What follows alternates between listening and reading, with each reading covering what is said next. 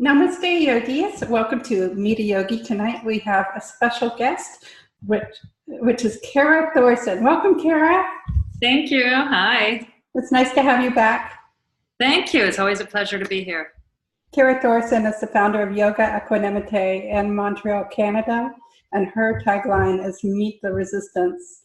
Recently, her evolution in yoga has moved into creating an Airbnb experience called Meet the Resistance. So if you're on Airbnb, you can find her by searching for that.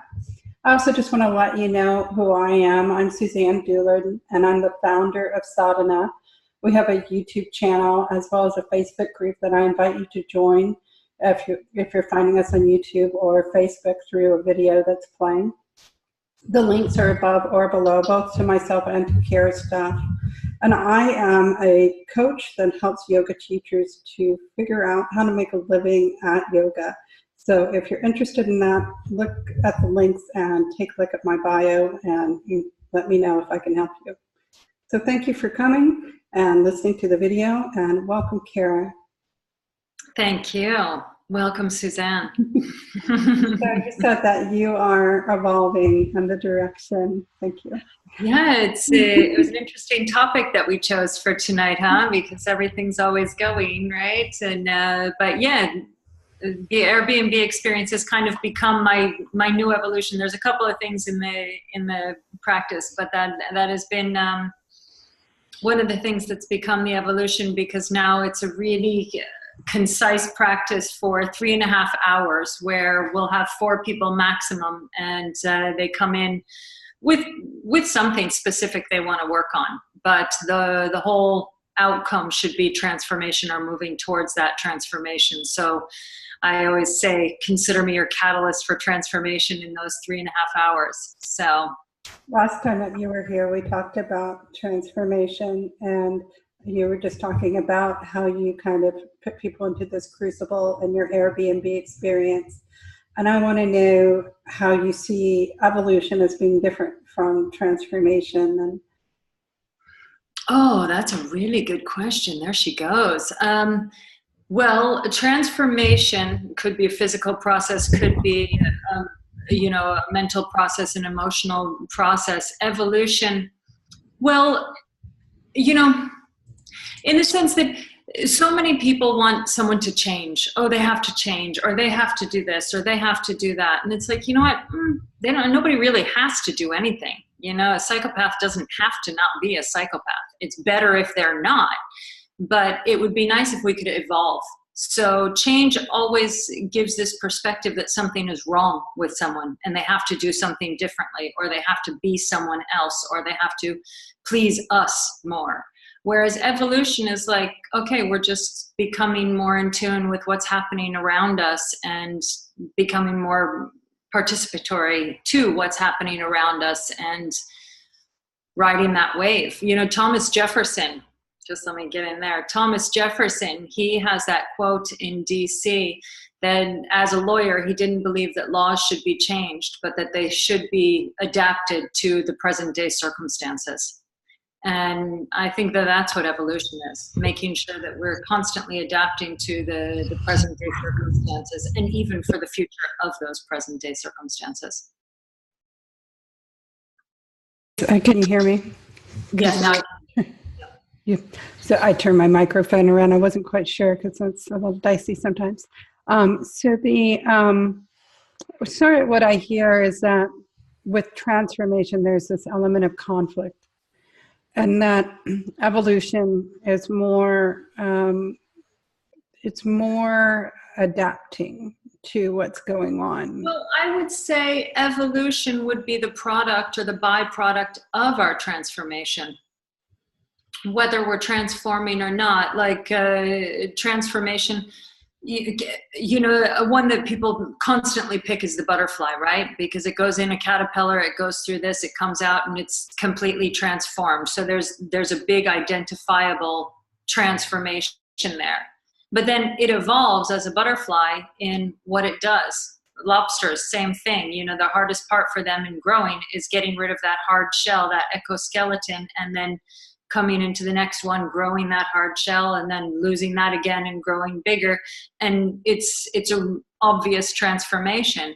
But then our evolution can either lead to a transformation or be the byproduct of one. So I would say that they are two different things. Maybe my vocabulary is not extensive enough to get us into those two different ones. Sort of like when you hit that next level, that's when you've evolved. That is where you become. Yeah, I'm kind of also like, you said that in your Airbnb, that this is kind of your evolution, and that part of what you do is to help people to go through a process of transformation.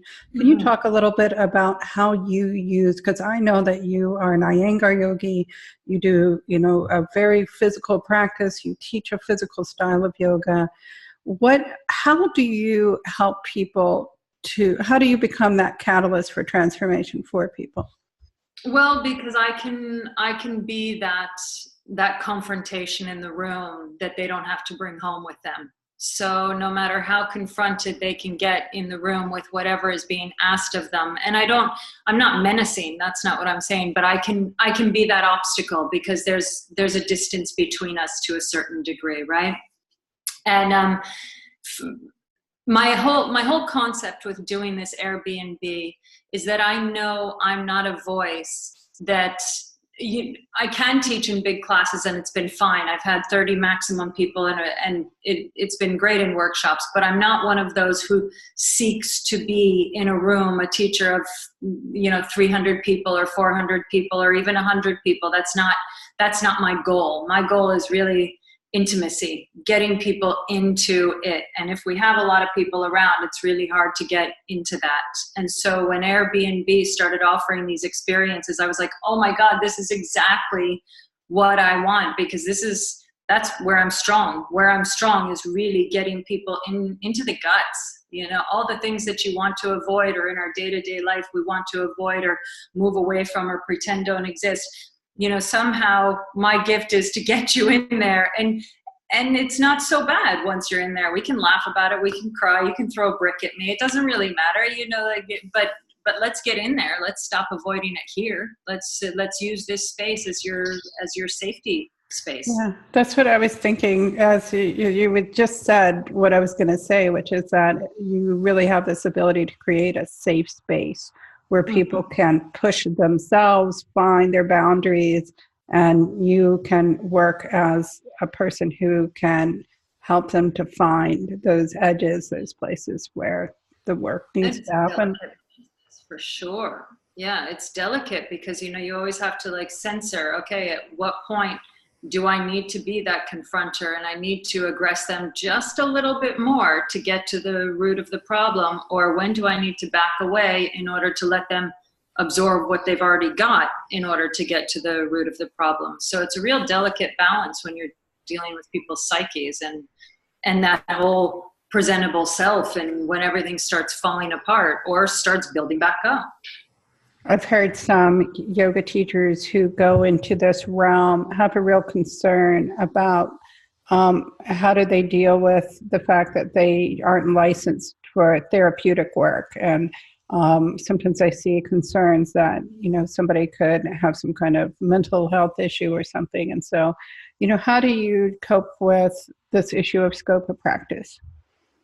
How do I deal with this part of practice? This issue of scope of practice. Yeah.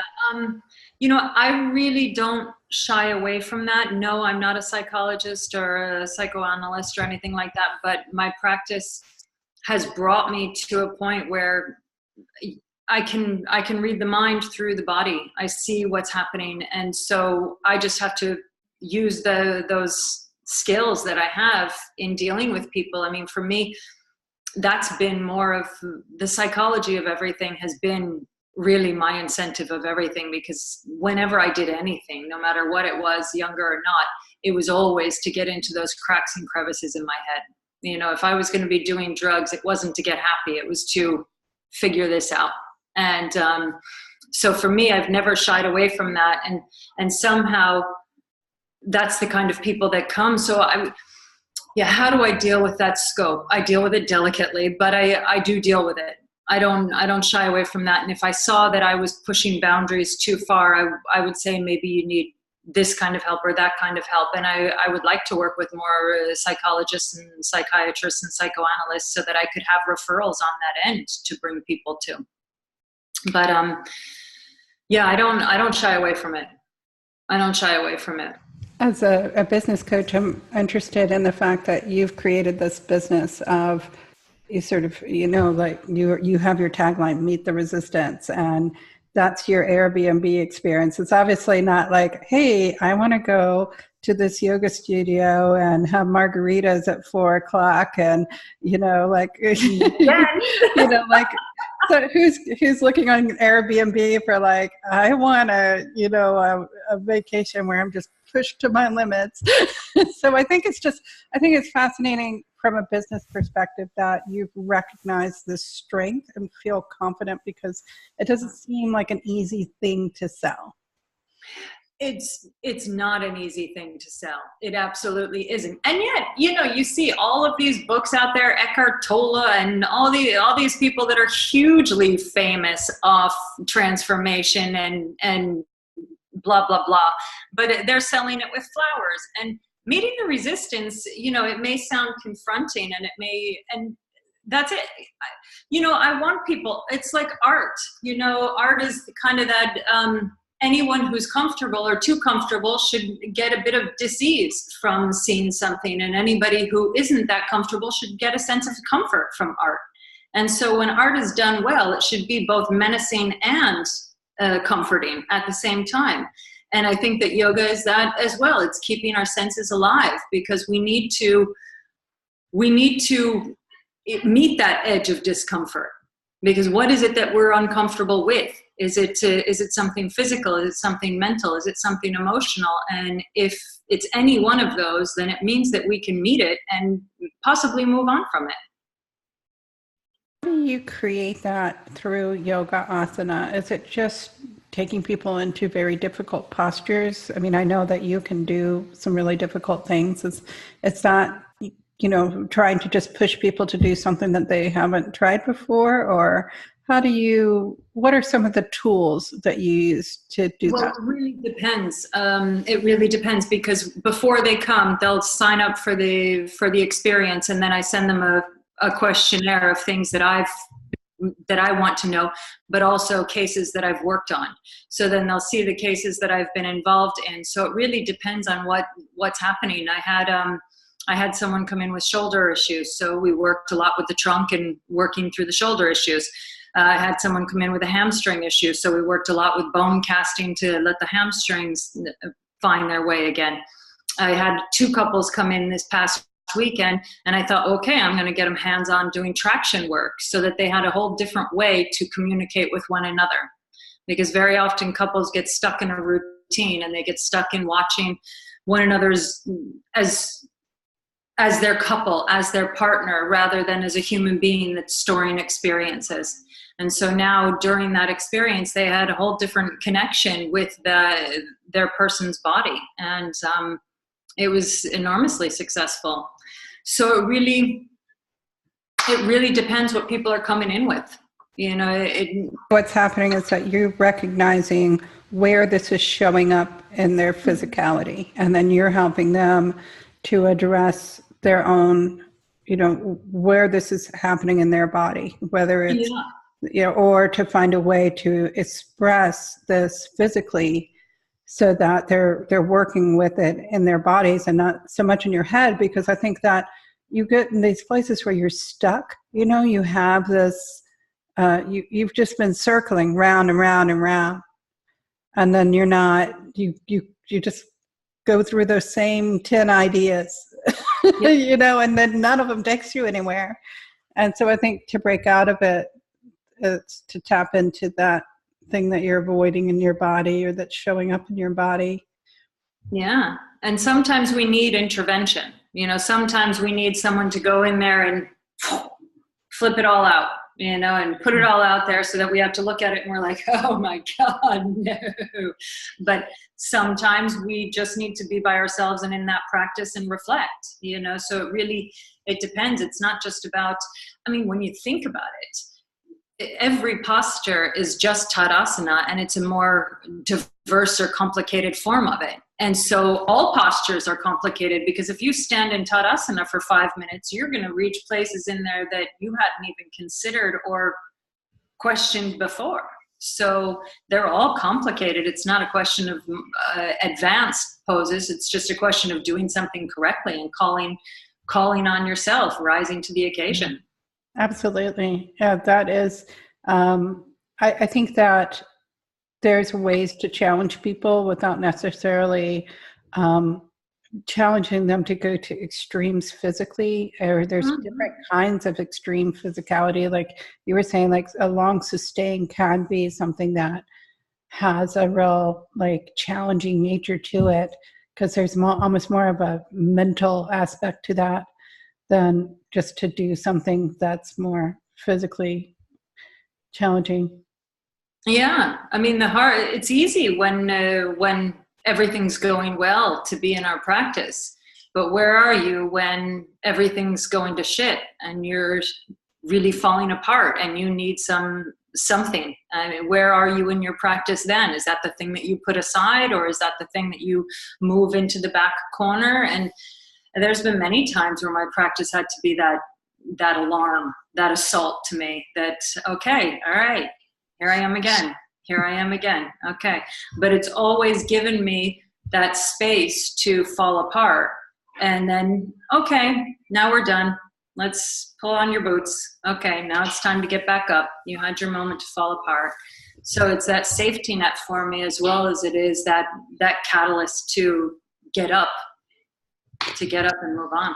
Where is your physical practice evolving right now with what you're doing as you're moving into a new place, with what you're doing in your business? How is that being reflected for you in your physicality? Oh, that's such a good question. Well, I find I've been doing a lot more of the advanced poses in pelvic floor work, so more in splits and things like that. I also have found that there's different hardnesses that have been coming into my body as a result of not practicing them in a sustained atmosphere when my body is ready for it. I neglected to practice them, and so my body hardened back up. And so then coming back into them, I find, oh, okay, I have to get in there this way. I have to get in there that way. I have to get in there this way. And so again, it's always an evolution, seeing how these things happened. And I've been working back bends like the Ekapada Rajakaputasana, those poses. One-legged king pigeon posture. Yeah, and arm balances I'm working on now. So I go through periods where I slow down the big poses to work on specific regions. And then I'll move back out into those bigger poses and see what's changed. So I kind of closed off for a little while, and now I'm ready to move back out. And it's funny how your practice transforms, and how sometimes it'll be a practice full of apparatus, and I'll be practicing for months on the ropes or on the Viparita Dandasana bench or with sticks or with bricks or with something. And then all of a sudden I'll be like, okay, everything's got to go and my body is my pro. And that's it. Now I just go in here and I see what I can get. But it's kind of like it has to build, it has to build, it has to build. And my teacher, Fike, he has this great saying that stayed with me for years, that we have to crack the body in order for it to fly.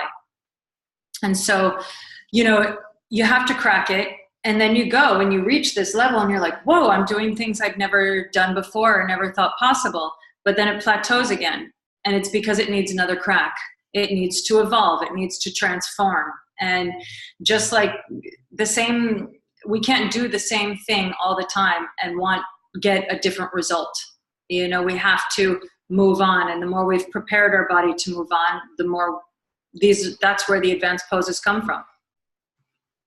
started sadhana because there were so many yoga teachers who kind of wanted to talk about, I see it all the time in like some of the yoga teacher discussion groups, like, oh, yoga, it's more than asana, but there's not an articulation of what exactly it is and how that you do it.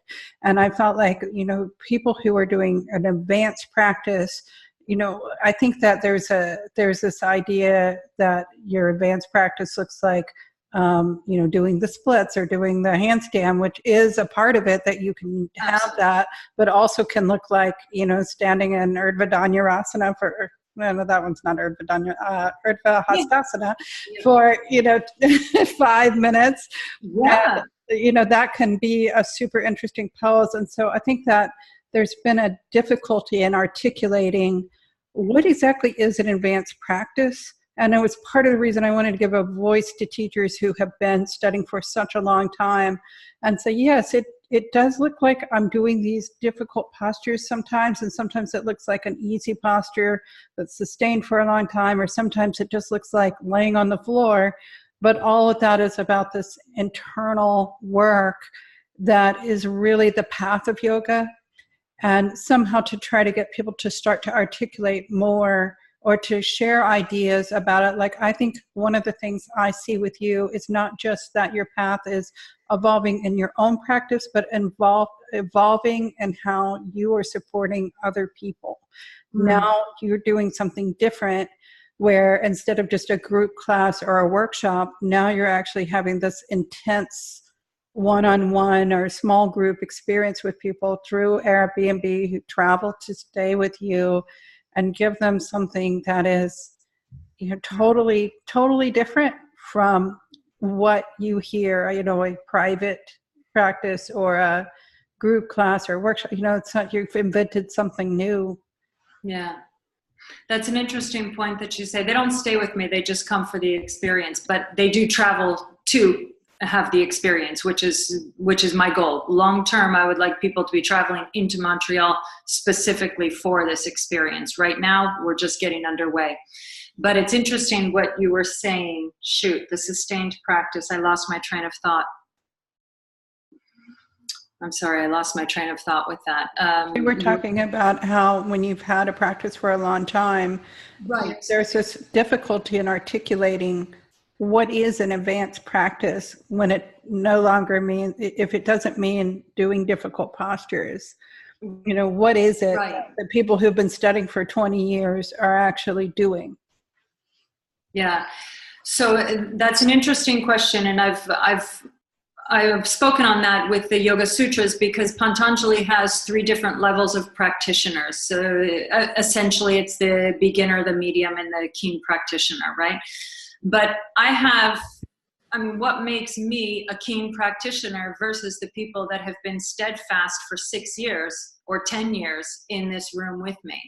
You know, I consider them also to be steadfast practitioners. So there's all kinds of different levels within that. They may not have the same advanced poses that I have, but in their practice, they are advanced practitioners. When I see them coming into the simplest of things, Tadasana, right? Or Ekapada Supta Pavna Muktasana with the knee to the chest. How they'll come in, where they'll ground themselves, where they'll apply everything and where it needs to be is really different than someone's coming in for their first class ever and how, you know, they're not used to being in their body or what's required from it. So I think you're right, that can be a very superficial thing. Just because someone is throwing themselves into an advanced asana does not make them an advanced practitioner. There's boga and there's yoga, and we need to build that. I had heard, and I really love this sort of definition of it, and it's where I see as a teacher that I sort of assess people that the first challenge that people hit is really this one of confidence that they can do things. And so usually a lot of people, they come in and they're like, oh, I can't do that. I'll never be able to do a headstand. And so once people realize that they have this capacity that extends beyond, and that once they start to shift their mental thought process, that's how they progress. Then they go into that second stage where they become very goal oriented and they want to do all the crazy postures. I see a lot of yoga teachers who don't want to, they're like, oh, it's not about that. And it's like, but you have to let them figure that out. You can't tell them, like, your job is to just show them every crazy posture and then sort of hold out your hand and say, and there's this other stuff too. Just when you blow up and that you hit the wall trying to be perfectionist, like, I'll still be here with another teaching, but I'm just going to let you do that. And then the third thing is when you kind of get to that point where it could be anything and you find it advanced in the simple things. But I think that there's still been this challenge to really say, what exactly is that? And how do we support that? I believe that one of the things that is teaching, and that we need more support to teach, because I feel that at the point where you've gone through this, then the next stage is to figure out how to communicate it and how to help other people experience it, in which I love that you're just so speaking exactly to the core issue of evolving, transforming, growing, and changing through a dedicated practice. Thank you. And that is the evolution of our practice, actually. And interesting, I'm reading Tree of Yoga in class for them. And B.K.S. Iyengar, in the chapter that we're reading now, Meditation and Yoga, he is speaking of that evolution and how the first stage is nayama and yamas, and then the second stage is your asana, your pratyahara, and your pranayama, and they're the effort that we make. And then the third stages are the third stage is comprised of dharana, dhyana, and samadhi, and these are the three effects of the practice of asana, pranayama, and pratyahara, but in themselves do not involve practice. And so I think it's really important to understand that if we get to one level, then the rest kind of just happens by a byproduct of how well we adhere to the effort involved in the achievement, rather than be holding on to the achievement of, okay, now I'm going to be a meditator, I'm a meditator. And you hear all that. And I mean, for me, when I hear people tell me that they're meditators and they don't necessarily have a yoga practice, I'm like, wow, how did you get to the 8th limb without doing the first 7? Like, that's a cool trick, But okay, and some people can go from the core outwards, and some people have to work with the periphery inwards. So I'm not going to say it's not possible, but I would say it's probably dodgy. Yeah, I think that there is a practice of evolution, and that very first thing is to just find your body, find where your feet are, all of that. And I think as we become more experienced, we forget what a revelation that can be. And so I think that we need teachers who are of all levels. I also think that teachers who are new teachers teach very well to newer students, because they can remember what a revelation it is to be in their body. I actually have a coaching client she's been working on a blog post, and it was just really useful to see it, because I think that she has a certain kind of insight that comes from being closer to her teacher training, closer to the experience of learning what yoga can give her, and not taking it for granted the way somebody who's practiced a long time can. And so I think that when to do the things that you're doing, I think it takes a lot of skill. And I wouldn't recommend, like, a beginning yoga teacher to go where you're going. It's because well, I mean, who knows? I mean, I don't think I was any different when I first started teaching. I just don't think that I could articulate it and I wasn't as prepared, like you say, as a newer, I came to being a teacher after having about 10 years of practice. So, I thought I knew a whole lot more than I actually knew, because I had a practice. But having a practice is very different than being a teacher. And then all of a sudden you realize how important it is to be a teacher.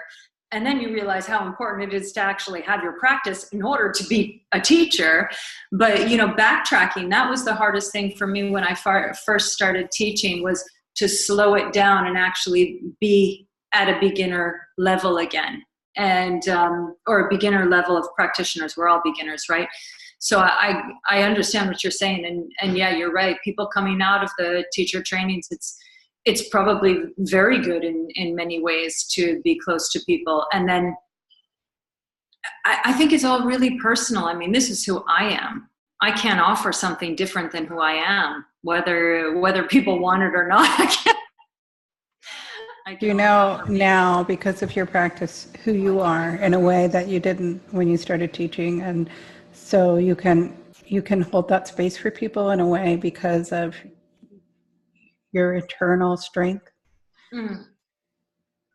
Yeah, absolutely. Yeah, I don't think that what I do isn't for everyone, and I don't think everyone could do what I do. So it's kind of the same. We just have to find one another. You know, it's maybe it's a love-hate relationship. I don't know.